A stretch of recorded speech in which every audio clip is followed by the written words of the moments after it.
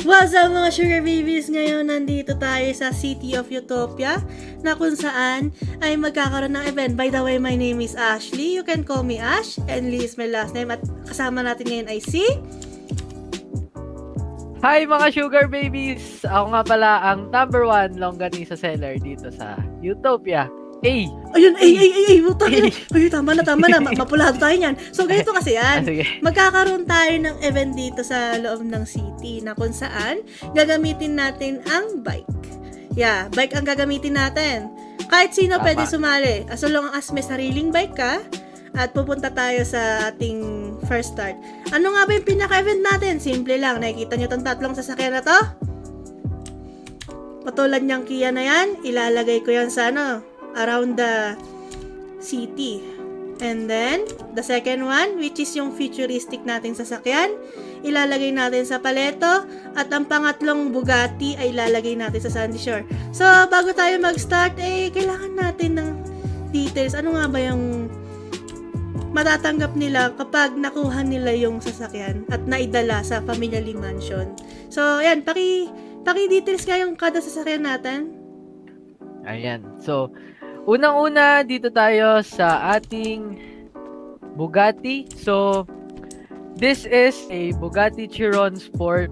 It is an all-wheel drive, 2-door, powered by 8-liter quad turbocharged W16 engine. So, imagine niyo yun, W16, no?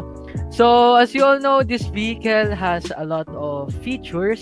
Syempre, meron tayong free full-ups and cosmetics by our Ate Ashley together with a personalized plate. And dito naman, ayan. So, right here, we have a Kia Stinger. It is a 4-door hatchback with 300 horsepower, turbocharged 4-cylinder engine, and it can accelerate up to 80 kilometers per hour in just 5 seconds. So isipin nyo yun, 5 segundo lang, talaga namang pwedeng-pwede na tayong bumirit, no? So, katulad rin ng Bugatti, meron din itong libreng pull-ups, libreng nitro, and libreng cosmetics by Ate Ashley. And last but not the least, ito, ang kaisa-isa futuristic vehicle dito sa siyudad ng Utopia. Sa mga hindi pa nakakaalam, ito ay nanggaling sa Malaysia.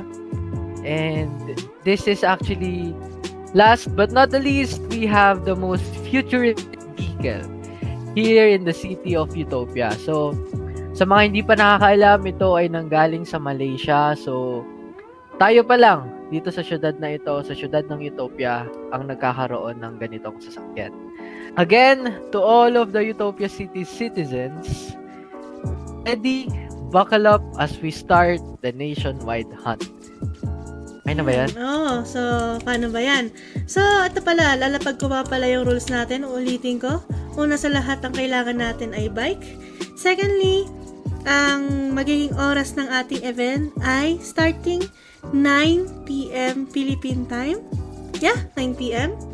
At magkikita-kita sa Pearls, which is yung restaurant sa May del Piero.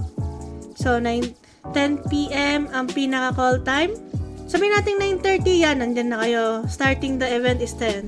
So, once na nag-start yung ating event, sabi ko nga sa inyo, kayo na bahala sa inyo gusto. Kung hahanapin nyo tong nasa gitna, ito ay nasa located at Paleto. Kung si Kia naman, located at around the city. At last, not least, ayan. Etong Bugatti natin, makikita yan sa Sandy Shore. So, maski na ako sa inyo paghanda nyo, no worries! Like I said, meron tayong magiging, ano ba tawag yun? Pag ano? Wait lang, tatanungin natin kasama natin. Ano ba tawag dun? Meron tayong clue na ibibigay sa ating Discord ng Utopia. So, makikita nyo kung saan banda yung sasakyan.